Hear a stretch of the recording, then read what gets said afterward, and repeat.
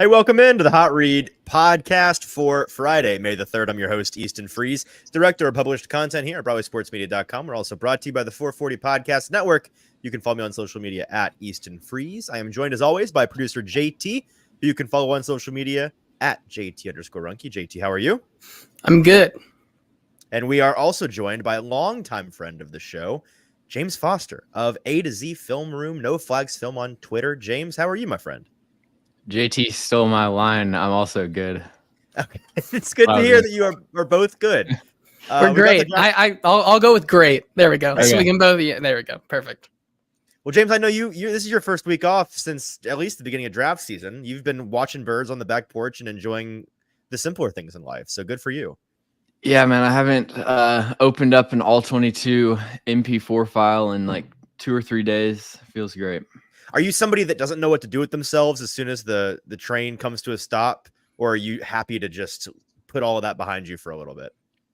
Well, it's like my job is a lot of hours, but it's also something that I enjoy doing. Like it's what I was doing kind of as my hobby before I started as my job. So Right. like on a day-to-day basis, yes, I'm always like just eager to get into it. But after months of doing it, it is nice to like catch up on some Netflix series and like see friends and stuff like that. So Sure. And for a week or so, I don't mind it. Stoney's asking if you have a scouting report on the tufted tilt mouse. I know you've been brushing up on nature. Have you gotten to that portion of the handbook yet? No, I'm still at the point where I'm just calling them like gray birds and like kind of badly imitating their sound. I know the one in the morning that's like The long drawn out slight modulations. I know. I'm also familiar with the noise. Do you know what the name of that bird is, or we just know the noise? Oh, I looked it up. It's like the morning something.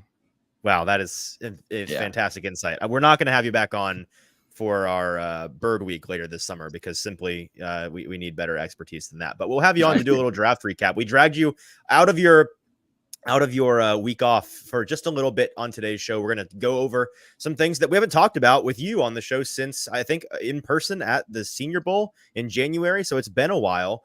And obviously we know what the Titans have done. We know what other teams in the AFC South have done. So we're going to focus on the picks the Titans made and get your perspective on those. We'll have a little bit of debate there, get some highlights and lowlights from around the AFC South as well. But I want to start with today's, well, not really news, but more of the rumor of the day. Tyler Boyd potentially being the newest Tennessee Titan in short order. Before we get to those three things, if you're with us live today, we appreciate you being here. Do us a couple of favors. If you're watching on Twitter or on Facebook, leave those places. Go on over to YouTube. Look up Broadway Sports Media's YouTube page. Find this live stream, and in the comment section there is where you can be a part of today's conversation. We would love to have any questions or comments you have.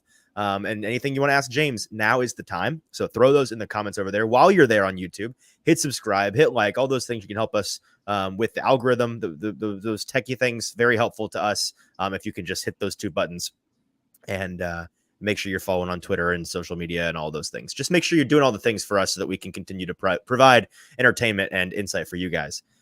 James, let's start with Tyler Boyd, who is in Nashville apparently right now. Not shocking at all that the Titans are barking up this tree, considering the lengthy history that he has with the Bengals organization and therefore with Brian Callahan, veteran receiver, 29 years old, played all like 8 or 9 of his seasons he's played so far in the NFL with the Bengals, is now on the open market. Certainly on the older side, on the downside of his career, but put up 600 yards and change last year for the Bengals without a lot of Joe Burrow out there. The Titans are looking for a consistent element in the slot for their receiving game, something that they have not had for a couple of seasons now, really since like Adam Humphries. What would we make of him becoming a Tennessee Titan besides the Titans just putting together the oldest wide receiver room in the league? Yeah, I think it's a solid move that makes sense. I mean, he's a good route runner. I think that he would I think definitely be the clear starter as the slot receiver. You know, Kyle Phillips has some talent, but has just not really shown the ability to get on the field consistently and then stay on the field once he carves out a role. Right. I don't see Treylon Burks as really having a skill set that fits in the slot, for most offenses. And I think that even though Tyler Boyd is definitely on the downswing of his career, I think his yards per route run, when I was looking at it, was like the past year was the lowest since his second year in the NFL, I believe, which was like 2017 or 2018. So kind of, makes sense with Joe Burrow out, but I don't think that it's really going to like uplift their offense or their receiving room, but definitely a steady option to have in the slot.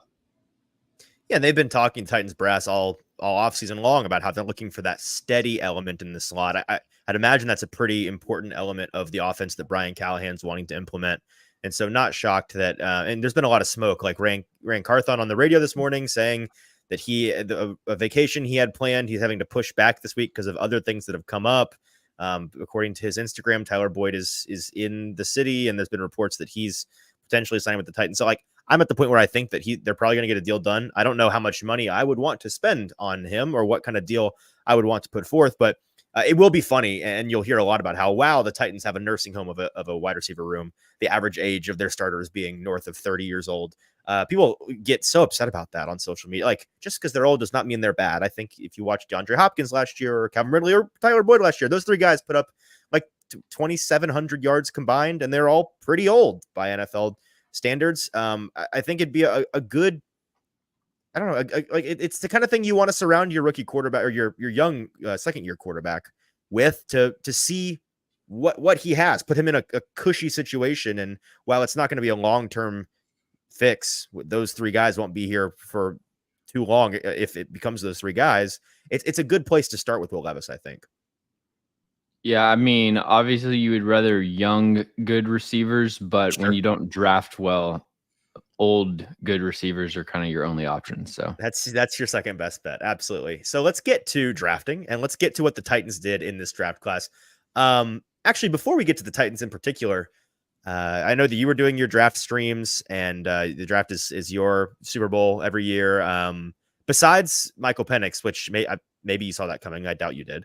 Was there anything in particular that really shocked you, what a team did or did not do? Or for the most part, was it pretty smooth sailing after the 8th pick? Yeah, going down the board, I think, the biggest shocks were obviously Michael Penix. I think also the trade up for Rook Ororo at 35 for the Falcons was, I mean, there's not a worse like 1-2 punch to start out the draft, in my opinion.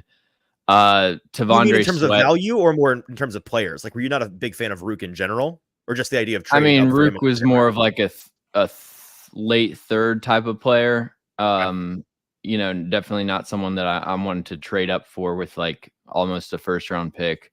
I think Tavondre Sweat at 38 was pretty shocking, which we'll get into. Yeah, as far as the top picks, I think those are probably the three that stand out to me as being the furthest from how I see it. Any draft haul that you just loved? Oh, yeah. Love the Chargers draft. Love the 49ers draft. They get my guy. Like, they were just taking my guys, Renardo Green, Dominic Pooney, Malik Mustafa. So love the Chargers. Love the 49ers. You a Garendo guy? Yeah, I mean, I think he's a really good fit for what they do, especially. And unfortunately, he's wearing number 49 now, so he's going to suck. But it was a nice idea while it lasted. Yeah, I think 49ers, Chargers, Tampa Bay Buccaneers, and then like really the AFC North outside of Cleveland. I thought the Ravens, Bengals, and Steelers all had really good drafts. And poor Cleveland, they didn't have a chance to have a great draft because they don't have any picks. I wonder where those went. Okay, well, let's get to the Titans, and let's start with, we'll get to Sweat in a minute. Let's start with Latham in the first, sticking at 7. We've talked a ton about it on the show already. People know our opinions on this, and if they don't, they can go back the last couple episodes. What did you make of that? I know that you and I were one of the few in Jim Wyatt's article to predict the Titans would be picking J.C. Latham in the first round. So you saw it coming at least a little bit. What did you make of the value there? And maybe give us a refresher on what you made of J.C. Latham as a prospect in general. Yeah. So on that prediction, like, I'll tell a quick story that kind of draws a parallel to that for my thought process. So like when I was in elementary school, we had this Halloween party, and they had like a guess the number of gumballs in the jar type of thing. Right. And I look at the list and I see this girl, her name's Carolyn, and I'm like, she seems like the type of person who would win this sort of contest. So I just wrote down the number that she put, and then we won, and then I won the rock, paper, scissors thing to win the entire jar. That's kind of not even splitting. That's a similar thought process that I went through with J.C. Latham, where it's like Joe Alt to the Titans just seems like too good of a thing to happen to the Titans. It seems like just too clean. Like everybody's been lining it up. Yep. JC Latham seems a lot more the Titans' speed, so I'll guess that happens. So kind of a similar sort of deal there. But I viewed JC Latham as like a top 10 player. I think right underneath what I would call a blue chip prospect. Right, purple chip guy, sure. If we're grading the actual outcome of the scenario, like it wouldn't get a very high grade because you would ideally want Joe Alt or Malik Neighbors to fall to the Titans. But with what they had, the options that they had to him, it was basically like you either take JC Latham, Olu Fashanu, or Roma Dunze. I think that Latham is comfortably a better prospect than Fashanu, and I much prefer the strategy if you need tackle and wide receiver of going tackle in the first round and then getting a receiver later than taking Roma Dunze and then trying to gamble on one of these second round tackles. Now they ended up not really taking a receiver, but just purely as far as the first round, I think doing like what the Chargers did, right? Ending up with Alt and then McConkey in the second.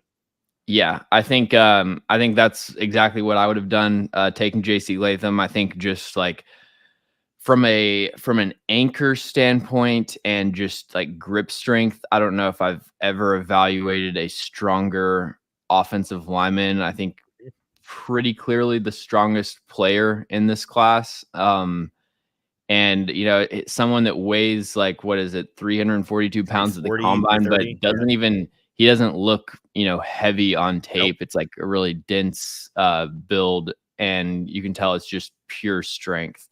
But for all of that power, like what is really most impressive that stands out to me about JC Latham is how much of a technician he is with his hands. He almost never overextends himself or gets off balance. He's really patient, letting the rusher declare his move, does a lot of, crafty hand technique and stuff in pass pro. Didn't really have much of an issue with speed rushers, like unless it was, there's a play maybe that stands out where he was just late with the snap count. But as far as actually getting beat one-on-one, I don't know if he got beat around the edge last year at all. He did get beat a couple times inside through the B gap. So that's really my one concern with him is like, he can get enough depth with a speed rush, but he's really leaning his weight upfield. And if he has to redirect inside, I don't know if he's light enough on his feet to do that. So that's probably my one concern with him. But outside of that, man, I love JC Latham as a prospect. So the way that you saw maybe the tackle class, but just the entirety of the upper crust of this board, when Neighbors did not fall, when Alt did not fall, and the Titans were presented with, it sounds like they were at least convinced it's either take Latham now or miss out on him if we were to trade back. Would you have preferred Latham at 7 or moving down, getting a Olu, or even further back, getting a Fontenot and gathering some capital? What would you have done if you were sitting in the chair? It depends on the draft capital, obviously, but I think I would probably, if we're saying you can get a 3rd round pick and take Olu Fashanu, I would take that option. Sure. I think I'd probably rather Latham than like Fautanu or something. Okay. Yeah, and I mean, I think the Jets, I know, like there was a video that released from their like draft room, and they were Joe Douglas. Yep. Right. They were when the Titans took Latham, you could see that they clearly were like changing their strategy. Right. He was the player they were going to take. I don't think Latham would have been available for much longer. It seems like the NFL was a lot higher on him than a lot of media. Well, a big reason why a lot of media and fans in particular weren't high on him was because of the mental divisi of right tackles and left tackles in the draft, and the idea that left tackle is significantly more important, and switching positions, especially going right to left, is so difficult, and it's a gamble, and all these things. Can you talk a little bit to the value of the two sides, the two different tackle positions? I have talked about it a ton on the show, and maybe you can offer more intelligent insight than I can as to whether or not, one, it's a huge difference in value between a left tackle and a right tackle in the modern NFL, and two, just how difficult that transition is for guys. So when people talk about like, is he athletic enough to, like, they have a right tackle and they're like, is he athletic enough to play left tackle? Right. It's like, it all just kind of goes completely over my head. I have no idea what people are talking about. Okay. Okay. Like, I don't understand why you would need to be more athletic to play left tackle in today's NFL. Like, I think it's because people think the better edge rushers are all on the left, which couldn't be. Yeah, less I mean, true. I don't know what kind of athlete do you need to block TJ Watt? You know, A good one, I think. Yeah. So I really don't see, as far as like the requirements to play on either side, the only difference is just your muscle memory and like what you're comfortable doing, you know, in terms of body movement. Like, are you comfortable? There are some people that just, it feels natural taking a set on the right side and, like, you know, using their hands that way, and then you try to move them over to the left and they it just like doesn't work for them. There are some Taylor people. Lewan always said that, right? That if he tried to play any other position on the line, he would suck. He was very confident in that. Yeah, and I think that it comes down to, I think it's a lot easier to move somebody to switch sides when you've got a player coming out of college than like trying to take an 8-year NFL veteran that's done, you know, off season after off season of drilling the exact same thing. And Latham's a player that has played left tackle in high school. I was watching his like interview film breakdown with Brandon Thorne a couple months ago. And Brandon asked him about like why he didn't play left tackle this next year, and he said it was basically just like they had the freshman coming in who they only felt comfortable with on the left side. He was planning to move over to the left, but Saban was like, "No, we just need you on the right this year." So I forget the exact words, but it seemed like something that he felt very comfortable, switching sides. It's just like how it ended up to get their best 5 on the field. And the last thing I'll say is the only real value difference between left and right tackle, which I think makes up like 5% maybe, is the blind side and what, you know, the quarterback can theoretically react to pressure within their field of vision more quickly. So there's a little bit of difference in value there, but I don't really see any kind of gulf between left and right tackle outside of that. Well, and since you mentioned it, I was on the phone with Justin Mello last night, and I'll do a little cross promotion here.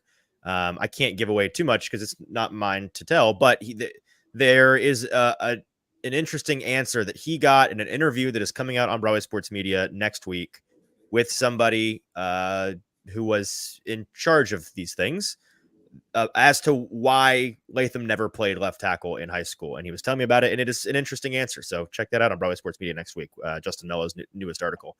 But yeah, man, I don't see why he can't play left tackle. I'm with you that the athleticism thing continues to stump me. I think it's people just being dense or stuck in the past or some combination thereof. So that's JC Latham. Let's move on to the more interesting conversation that I think we'll have with you, and that's T'Vondre Sweat, a pick that it seems you weren't, from at least a value standpoint, particularly fond of. Let me ask you this first. How much of where you had Sweat on your board had to do with having to, from the outside, you know, make some sort of risk assessment on the off-field stuff? Or do you take any of that into account when you build your board? Yeah, it was, there were probably, there were 2 players that I dropped their grade based on off-field stuff. That was T'Vondre Sweat and Jermaine Burton. Right. Before the off-field, like if he was just a choir boy off the field, it would be, I think I had him 79th on my board. So like it's a reach based off of the like just as a football player value perspective, but then also just a risk that I think it's very irresponsible for the Titans to be making.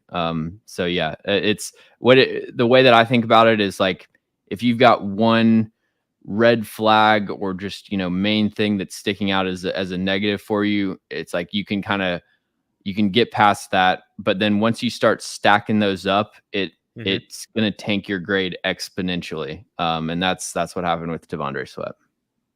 Sure. So let's approach it from a purely football standpoint, because neither you nor I know exactly what, like we know, we've heard the story from the Titans, them meeting with him right after the DWI, going down, meeting with his family, setting clear expectations, all these fail safes and all the boots on the ground stuff they've done, that they've made clear they feel comfortable with it. We kind of have to take them at their word on that. We can't make an evaluation from that standpoint. But clearly you still, if he was just a choir boy off the field, felt that it was a reach to take him where they did. It's something that it's an opinion you had before the Titans ever made that pick. I have disagreed with that opinion ever since before the Titans made that pick. But I do want to give you a chance to lay out your football argument as to why you believe he was a reach at 38, so that our listeners can have a different perspective. Yeah, I think, the football argument also kind of breaks down into two facets, which is like them as a football player and their ability to stay on the field. So as a football player, I think that really good run defender. He, his size just kind of gives him an automatic advantage as far as being able to hold the point of attack. There was I watched every snap that he took and saw one play where he got put on the ground, which I think that is, if there's like a put on the ground rate, probably one of the best in college football. I'd imagine it's hard to put a 380-pound guy on the ground, no matter what you do. So yeah. It felt like a lot of times he was kind of just using his size to like clog up space, as opposed to really taking the fight to blocks and, establishing early control and like dominating with his hands the way that he's capable of. But when he does, fire his hands into the blocker's frame and establish control, like he is a dominant block shedder. And I think that the thing that sticks out in both phases with T'Vondre Sweat as his best attribute is how skilled he is with his hands for a player of his size. When he is fully engaged as a run defender, he can just deconstruct blocks. And then as a pass rusher, he has a lot of different ways of attacking the edge and defeating the blocker's hands. My concerns with him as a player, I think as a run defender, he just has a very limited radius of impact. The way to take T'Vondre Sweat out of the game is basically just run a couple gaps away from him, because, so much gets made about like, okay, he ran about 40 time, but like, oh, his weight adjusted 40 time was really good. Offenses don't take that into account when you get into a foot race. Like, we're going to go slower for you, like, well, because weight adjusted, you're faster. You're fast for your size, so like I'll slow down and give you a chance. Like, you literally just have to have speed. It's like, so there are some plays that he just can't make, like on the backside of outside zone, and even in short areas, like having that closing burst to finish tackles. And I think it's the same thing with him as a pass rusher. It's really interesting. If you look at a lot of his pass rushing metrics, like he's really high in PFF pass rushing grade and pass rush win rate, but not as high as in pressures and sacks. And the way that happens, just translating it to what happens on the tape, is that he gets a lot of quick wins because he's really good with his hands. So ball is snapped, he can, club swim the guard or whatever. But then when he's got a 5 to 6 yard runway to the quarterback, he doesn't have that burst to convert those wins into pressures and sacks as consistently as you would want. So that's where I kind of see the limitations as far as being someone that you want to have on the field on third downs. Ideally, is like when it's 3rd and 5 and they're taking a 3-step drop, I don't really know that T'Vondre Sweat has just the athletic traits to go from point A to point B and like get to the quarterback but before he gets rid of the ball. And then, I think the last thing with him as a player is that that lack of burst really shows up when he tries to use power. He's got a couple dominant reps. Like he had a really nice rep against was it Bo Limmer in the at the Senior Bowl. And then there's one against Oklahoma where he uses kind of like a hesitation long arm. But for the most part, there are not very many power rushing wins on tape. And like you don't see him consistently push the pocket or really win at all with his bull rush. And that's pretty concerning for me. I just don't think he has the first step to generate that initial knockback. So that's kind of him as a player. But then I really worry about the weight. I worry about being 393 pounds, after the national championship game, is that an official number we got? Where do we get 393? I've heard 380s. Do we have an actual number on that? Or is that so Dane Brugler had said that at the end of the season, the quote was pushing 390s. And then Bob McGinnis's article said 393. That's okay. I'm not saying I disbelieve it. Yeah, it said he weighed 393 upon checking in at AToZ Sports Performance Training Center in Dallas after Texas lost in the semifinals. Wow. And then like not weighing in at the Senior Bowl, I think that if you just kind of apply the most rosy, optimistic, like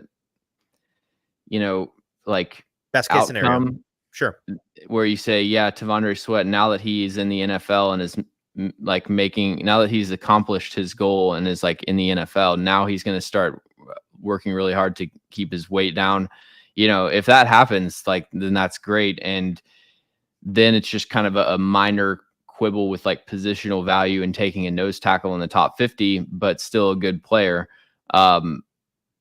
Man, I watched the Eagles defense every week. I watched Jordan Davis loaf around the field for 30 snaps a game. That's what I was about to ask you after being a lot more optimistic about him coming out of college. So it's like, I've been burned by this sort of thing before. And that's exactly what I was going to ask you, if that had any element of it, because Jordan Davis is one that you hear a lot brought up. And like Jordan Davis can't play. He gets playing time because he's a first round pick and like he has talent, but just as far as like stamina, he needs to not be on the field. And it's Isn't it funny though how that was a pick that they made, and it's like Howie Roseman did it again. But essentially, I mean, I guess the off-field stuff is the qualifier here, but it is Howie Roseman's board is sorted by like Google Trends search data. It is the mock draftable consensus draft board. Yeah. Okay, so no, you finish up, and then I've got a question for you. So yeah, it's like, man, I try not to take I try not to make too many character, judgments. It's just when Dane Brugler, who's usually very conservative about like saying anything concrete, is just firmly like, yeah, this is not a player that you want to draft. Like the stuff that's come out about Byron Murphy just kind of like hating being his teammate. It's all just really concerning to me. So yeah, I hope I'm wrong, but sure. And that's where I think that's the easiest place to see this going poorly, that he just mentally, personality, like it doesn't work, and he can't put in the work necessary.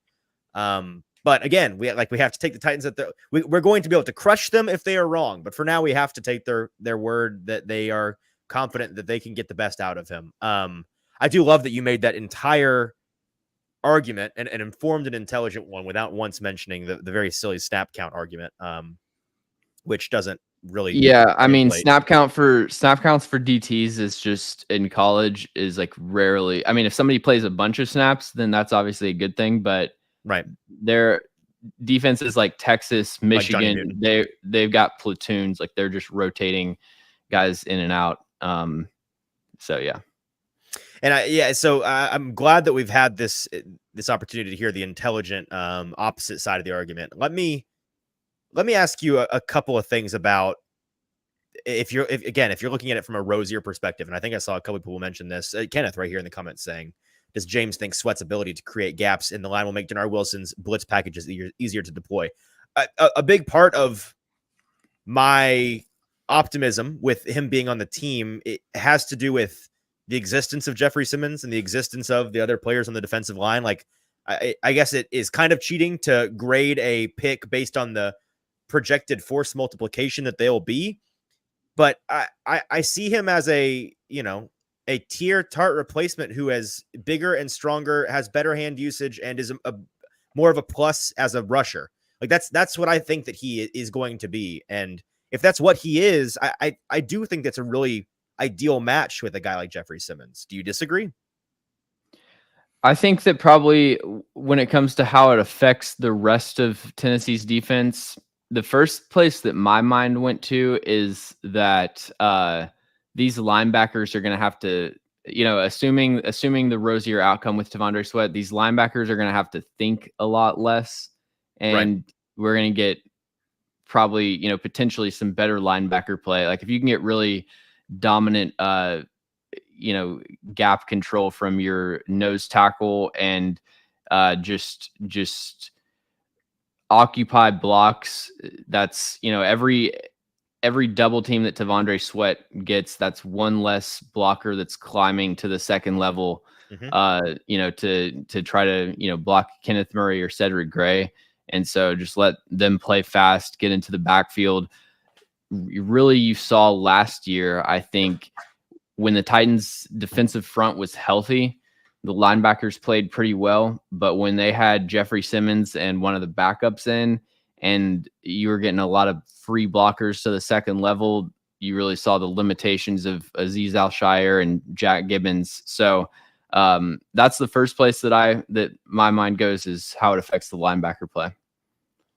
And that's, I couldn't agree more. I think that we talked on previous shows and on the streams about how it changes the math for the spine of the defense, those linebackers and those safeties, and the way that they're seemingly maxing out the extremes defensively, like wanting to be able to cover 3 deep to a man on the outside with their corners, wanting to be able to, defend the run with lighter boxes, for some math issue with double teams up front with Simmons and Sweat. I think that's whether it works or not, it seems pretty clear to me that's where their mind is at when they're trying to figure out how this defense is going to function. Yeah, it's, again, I think you can get quality nose tackle play in the 6th round, but if he ends up being a really good nose tackle starter, I think that it's like no one's going to be really debating about the pick value in a few years. So who's a quality comp in the league right now where you say, if he turns into that, then I think people are going to be happy? You hear Vita Vea thrown around a lot just because he's huge and also a nose tackle. Yeah, Vita Vea is kind of like one of a kind to me. Right.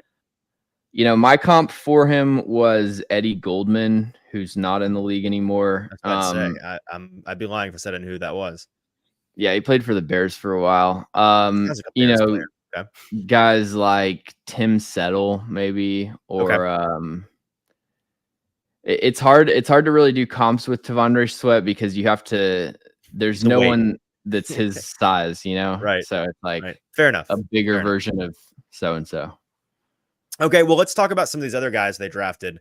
I was really fond of the way they started day 3, and I'm curious if you shared the same sentiment. Cedric Gray and Jarvis Brownlee were 2 guys we wrote about in our draft guide, and before day 3 started, I tweeted out 4 screenshots from that and said they should get one of these guys, and they ended up getting. You're on a heater. I know, we were on a heater. It's just downhill from here, but take them in any order you'd like. I know we spent a decent amount of time sitting on that couch in a hotel room at the Senior Bowl a couple months ago, talking about Jarvis Brownlee and how impressive he had been in those practices. What did you make of these 2 additions? Yeah, I think that Cedric Gray and Jarvis Brownlee were 2 really good picks that made a lot of sense. Cedric Gray, I had as my 4th ranked linebacker. I think that he's just a well-rounded, do-it-all, like green dot type of player. He's got speed, he's got length, he reads the game pretty quickly, and is just an extremely versatile cover linebacker. He can play man coverage on tight ends or running backs. He's one of the best linebackers in this class at recovering from play action. He's got like multiple interceptions on tape where he bites on play action initially, and then he's really quick to do the robot technique where you like turn your back to the quarterback, locate your assignment, connect to it, and ended up getting interceptions on those plays. So yeah, just a really smart linebacker in zone or man coverage. And his biggest issue is that he's not that strong to really absorb contact, and he ends up on the ground a lot more often than you'd like to see. I think I only watched a couple games of his 2022 tape, but I remember seeing from like PFF grades that he graded out a lot better last year. So maybe this year was like a step down. Can't confirm that for sure, but I mean, I thought this year's tape was pretty solid. So really like that pick. Before you get to Brownlee, can I just say one thing? I've heard a couple people that are more acquainted with North Carolina football talk since his pick about, they're like, I can't wait to see this guy not play on that North Carolina defense because it was just not particularly good. When you were watching him on defense, did he stick out as like, okay, the rest of these cats may not be able to play, but this guy's an NFLer? So I kind of have tunnel vision on the players that I'm watching. Okay, fair enough. And I was watching, when I did UNC's defense, I watched Cedric Gray and then their defensive lineman, Miles Murphy, who is a UDFA. But I can tell you based on the fact that there was no one else that was like even on the radar on their defense that they probably weren't that good. Fair enough. Okay. But I can't give any like details about the other players. Fair. I mean, from the production for his 3 seasons at UNC, 11 forced turnovers in those 3 seasons, it's a pretty good gamble to say that he was, if not doing a lot of it, the most driving factor of that UNC defense. And I think that's something that Denard Wilson really, really likes in his guys coming from that Ravens, kind of structure where they've been known to really try to force turnovers over the last couple of years, coming from that kind of mold of aggressiveness, which I think leads right into Jarvis Brownlee Jr., who I can't think of 2 corners better to learn from for Jarvis Brownlee Jr. than L'Jarius Sneed and Cheeto in that locker room. Yeah, he's kind of like a mini L'Jarius Sneed in a lot of ways. I think the most physical and aggressive corner in this class, like it gets overused to say that somebody, punches above their weight class or, plays bigger than their size or whatever. But he does, dude. He just, whether it's a block out on the perimeter, a screen pass, or just like pressing someone at the line of scrimmage, he's trying to end your career on that play. It's just like nobody gets off the line on this team. Nobody. Nope. I think that, the reason he fell to the 5th round is that the coverage down the field isn't as consistent. Right. He's not the fastest corner. Kind of makes that worse by biting on a lot of double moves and stuff. And then he's not really the most like fluid, just man coverage sticking tightly to the break type of player. So, he's an interesting player that I think can give you some value as the 4th or 5th corner. He's got to develop his man coverage down the field and obviously get a little bit less physical, learn when to disengage past the 5-yard window. But could be really good special teams player as he develops. Also think he might have some potential at safety if corner doesn't work out. Well, that's certainly something the Titans could use. JT, do you have something to say? Yeah, I was gonna say like the perfect comp for him. We started this on our last show. Is like he's the small dog that like is still bossing around like the German shepherds and stuff like that. I said he was a Chihuahua and got absolutely shot down for that one. I have no idea. Too small. It needs to be a manlier dog than that. James, that like I can think of like a Jack Russell Terrier as like the best dog for him, but like I can't think of anything else that is just like. I did my research. I think I'm landing on Jack Russell Terrier. Okay. Yeah, he's like one of those like scraggly little like Rat dog, yeah, like rat Mexican dog. street dog. That's what I'm saying. Yeah. He's like a rat dog that barks. You take him to the park, and he's like, all the other dog owners are like, "What is this dog doing?" He's trying. I don't know what to kind get of dog that after is, the but it German definitely has Shepherds. rabies. I'm not getting anywhere near that thing. Yeah. He's like he's the dog where like the owner's like, oh, you can pet him. He's nice, and the dog's like, bite your hand, bite It's your like hand. it don't I bite. don't Yes, think it the dog's do. nice. This Yes, it dog do. bite. It got This teeth, dog don't it? Definitely bites. That's Jarvis Brownlee in a nutshell right there.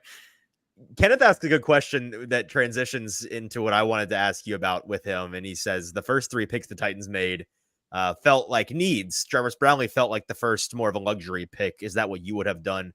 And so my question was going to be like, you know, going from the top 3 guys, the starting corners they have on this team to Trey Avery was like where they were sitting before they brought in Jarvis Brownlee Jr.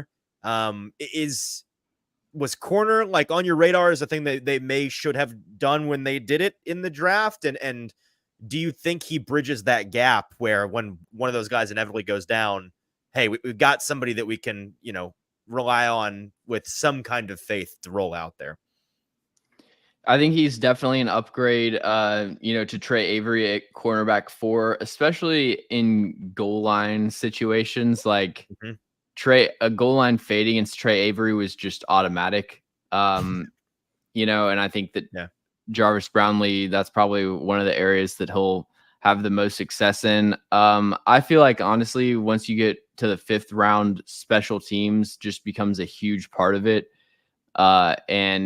Jarvis Brownlee Jr. is a player with like almost 500 career special teams snaps across Louisville and Florida State. So he'll be an immediate contributor there. And I think that, I think that probably had as much to do with it as like him actually playing corner, if I had to guess. Fair enough. To finish up on Jarvis Brownlee Jr., Stoney in the comments saying he's like Scrappy Doo, but on HGH and can actually throw hands. I think that's a pretty strong one right there from Stoney. We might have to roll with that. Anything else the Titans did in this draft? The last 3 guys they took, a receiver, an edge, a safety that's going to convert to linebacker. Did any of those guys jump off the page as potential impact player? Like, what did you think about them coming in and their fit with the Titans? Anything of note? Yeah, I thought that James Williams was definitely one of my definitely my favorite pick of those 3. One of my favorite Jameses in this class. I have to stick with the Eastons, of which there was one in this class, and he was a UDFA somewhere. Yeah, I don't know anything about him, but now there are 2 Eastons in the league, and I think they both suck. Which it's linebacker out of Wyoming. Yeah, I didn't grade him. Because I'm sure that you just oversaw. You didn't. Yeah, you missed the talent on that because it's there. I promise. Okay. So yeah, I think James Williams, the Miami safety that's going to convert to linebacker, has a lot of like J-Run Curse type of skill set, like just with his length, his physicality. I think that definitely too stiff, not fast enough to play deep safety. But then when you talk about moving him to linebacker, then you've just got kind of a mismatch type of player, like a tight end eraser, dare I say. Never heard that before in Titans context. Play off of blocks. He can, be really disruptive at the catch point. He can play some press coverage on tight ends. He can blitz. I think James Williams has a chance to contribute in some ways. Jaquan Jackson, I just never really saw it with him. He's definitely like my least favorite pick there. Yeah, he's a deep threat, but it's like most of his production was schemed up. It wasn't like him winning deep one-on-one. It's like he leaks out of the formation on some kind of trick play, or like it's a coverage bust that he obviously has the speed to punish the defense for. But the vision there has to be returner, right? That it's got to be them trying to figure out the new rule. I don't see how else they make that decision there. Yeah, with, and on the board, which was the weird thing also is that now I'm not the special teams expert, that, but I always felt like with the new kick return rules, it was going to skew towards the Malachi Corley right types of like the bigger, more running back build type of players guys. Yep. instead of just taking the fast, the track receiver. So yeah, I don't know about that. And also just the fact that he's dropped a bunch of kicks and punt returns is kind of concerning. But so yeah, I don't see very much. I mean, I thought Justin Fields is your returner. Colton You see that Dowd's today? tape was better than Jaquan Jackson, for example. You see the Steelers thing about playing Justin Fields as their returner? That's the solution. You need a Justin Fields type out there. I didn't see that. Malik Willis. I'm sure that idea got shot down. Yeah, Malik Willis, returner. For you've heard it here first on the Hot Read podcast. Okay, so that's the Titans draft. Oh no, go ahead, finish. I forgot. And then I'll just give just quick bullet points. So like Jalen Harrell is he's explosive.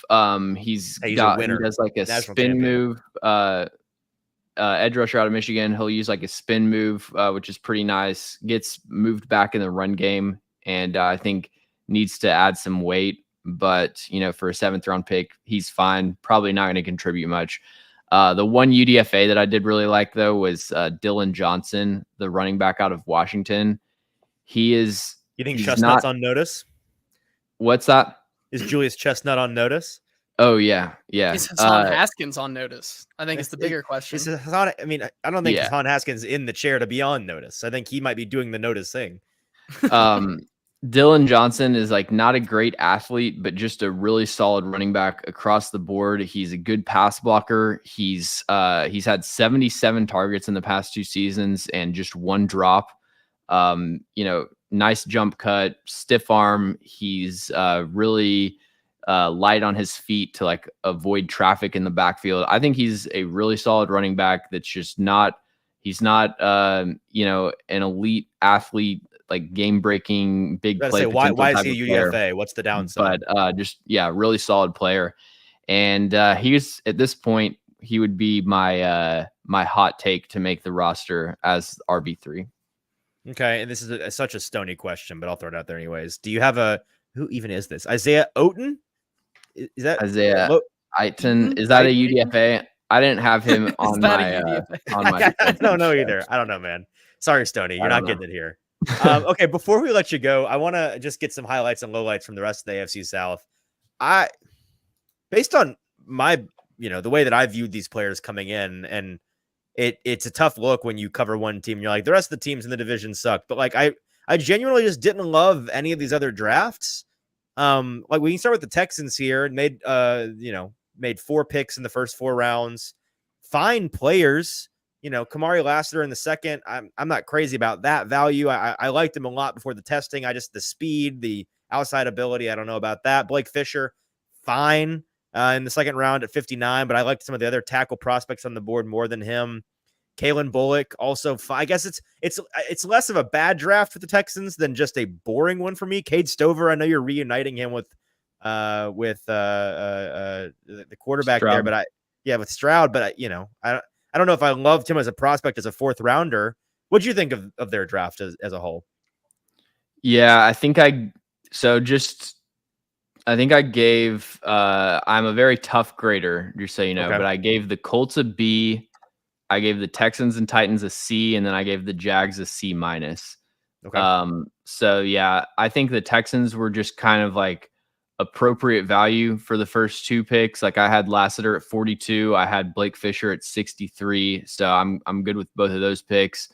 I thought Kalen Bullock was just a reach based off of traits and playmaking potential. Okay. He's such a bad tackler and so many coverage busts, but he has truly some of the best movement skills and playmaking ability in this class. Cade Stover is a lunch pail type of possession tight end. Just don't see a whole lot of upside to separate in the NFL. Didn't watch Jamal Hill out of Oregon. Okay. And then, their 6th and 7th round picks were guys that I had in the 200s. So pretty standard draft, not really offended by it, but I don't know that they, remade their team or anything. So it sounds like you like the Colts draft the most. They had 5 picks in the top 150. I really like 3 of them, and then 2 of them I just are head scratchers for me. Their first 2 guys, Laiatu and Adonai Mitchell, feel like really fantastic values if they both pan out, it's like very, very boom bust with both of those guys. Could turn out that it's an incredible draft because they both hit. Could turn out that they wasted those picks because for medical or off-field reasons, they just don't pan out. And I really like Tanner Bortolini, a guy that rose up draft boards a lot in the draft process, the center out of Wisconsin in the 4th. Man, Matt Goncalves from Pittsburgh, the tackle that took in the 3rd, and then Anthony Gould, the receiver that I'd imagine they're also planning on using as a returner primarily at Oregon State in the 5th. That's where I wasn't quite sure what they were doing with those picks, but what'd you love or like about this draft? So yeah, I'm with you on the first 2 picks. Matt Gonzalez, I didn't watch him. So that didn't factor into my grade at all. Okay. I've heard like mixed reviews on him at 79. I saw like a highlight video on Twitter, but kind of a versatile tackle guard type of player. I loved the Anthony Gould pick. He was one of my guys. Okay, so sell me on him because I really didn't know a whole lot about him beforehand. Yeah, so like one of my favorite of the small, undersized like route running types on day 3.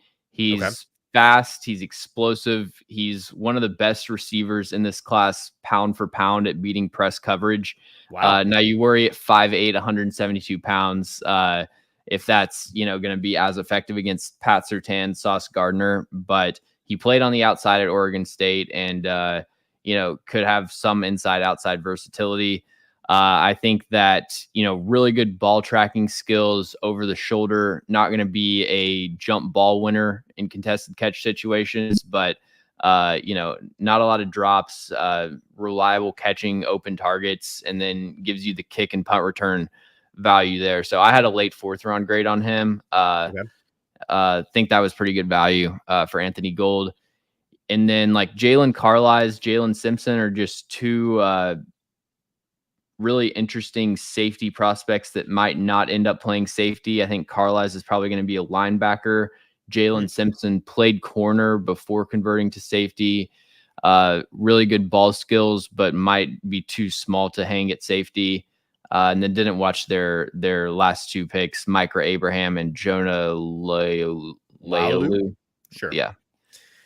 The last thing I'll say about the Colts is like, they take the drafting for value to the extremes. Like clearly not drafting for need because man, they came into this needing a cornerback bad, and they didn't really get one. So I don't quite know what their plan is there. But I do generally like the draft that they had.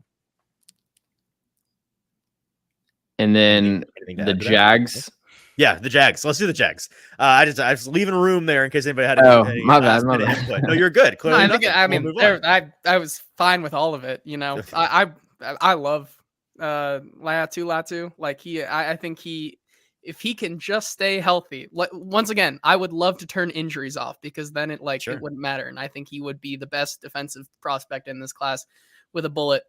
But like you were saying, the Jags, I don't know what was worse, Trent Baalke letting out a fart during the press conference or this draft class, man. Like he just farted in this draft because like I liked what he did with Brian Thomas Jr. Not a pick that people were shocked by, but moving back and still getting him strong in the 1st.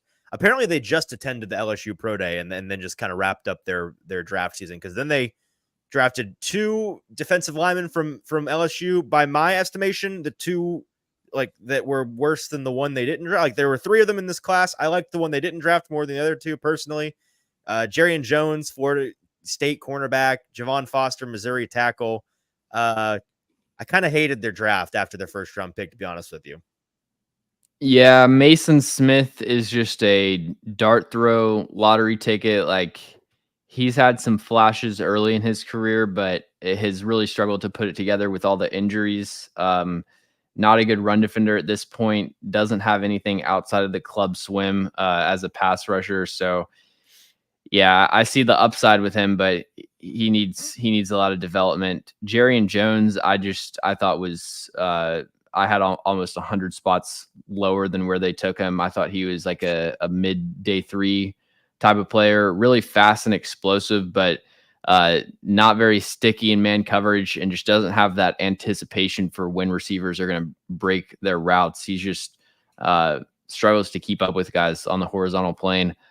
Javon Foster is like a solid 4th round tackle. No problem with that. Jordan Jefferson, project nose tackle, has no idea what he's doing with his hands or his feet, and he has the traits, but he just gets moved back in the run game so often. Kind of like DeAndre Prince, really fast, doesn't have long arms, but he's really quick with his hands and does a good job in press coverage and being disruptive at the catch point. I think that I think DeAndre Prince is an appropriately drafted player. I would say Keelan Robinson, Cam Little, didn't watch either of them, and then Miles Cole. Trent Baalke would have taken him first overall if the scouts would have let him. He saw those arms in Mobile and said, "It's a wrap. We're taking this guy." Yep. Man, he drafts like he's Brad Holmes. Like, that's the thing with Trent Baalke. He drafts like he's just, every pick is the ultimate heat check. But the difference is, like, you're not on a heater, buddy. Like, you need to make some safer picks here. You don't get to go off the board like this when your team is the way that it is. I think Baalke is one of the worst GMs in the league, and I don't understand his draft most years. I would definitely agree with that. Yep. Okay. Well, that's anything else to add? Any more thoughts before we get out of here, fellas? Or are we ready to wrap it up for today? I got nothing. JT, last call. I mean, I was just gonna say, why did do you think that Gabriel Murphy from UCLA not going drafted was because teams were just too scared that they would write his twin brother on there, and that's why that he did not go drafted? It's a two for one special on those guys. I like Gabe Murphy. I thought he should have been drafted. James, I'm really surprised that Gabe Murphy wasn't drafted. So I'm validated in this. Okay, cool. He was my highest graded player that went undrafted. The only one that had a 4th round grade or higher. Wow. I mean, I get the arm length is concerning, but that's really surprising to me that he wasn't at least worth a 7th round pick. Did you like Ivan Pace last year too, or no? I actually didn't watch Ivan Pace last year. So okay, just because last year he was the guy for me. Once everything wrapped up, I'm like, how did this guy go undrafted? And he was UDFA for the Vikings and played most of the year well. And then the Vikings got Gabe Murphy too. So Vikings are my winners in the UDFA poll every year because I think they're smart. But we'll end with that, with a little Vikings UDFA take. And that's the hot read podcast for today. Guys, we'll be back next week talking about rookie minicamp coming up soon, and then mandatory minicamp for everybody. And the NFL calendar rolls on. James, thanks for taking the time for us today, my friend. Always good talking about these prospects with you, and you offered some great insight, so I appreciate the perspective. Thanks for having me. Anything I know you're off right now, but what should the people go and look at? I'm sure you had some post-draft coverage put up on YouTube anyways. They need to go back and check out if they've not seen. Yep, I did grades for every team's draft on AToZFilmRoom YouTube channel, so go check those out. Did you stay up all night post-draft like you have in the past to just crank those out like the monster that you are? No, I actually didn't. I spread it out between. You're losing it, dude. You're losing your edge. All right, we'll have to get on for that. Get on to you for that next year. But until then, this has been the Hot Read Podcast for our guest James and producer JT. I'm your host, Easton Freeze. Make sure you're subscribed, liked, all those things. We'll talk to you next week.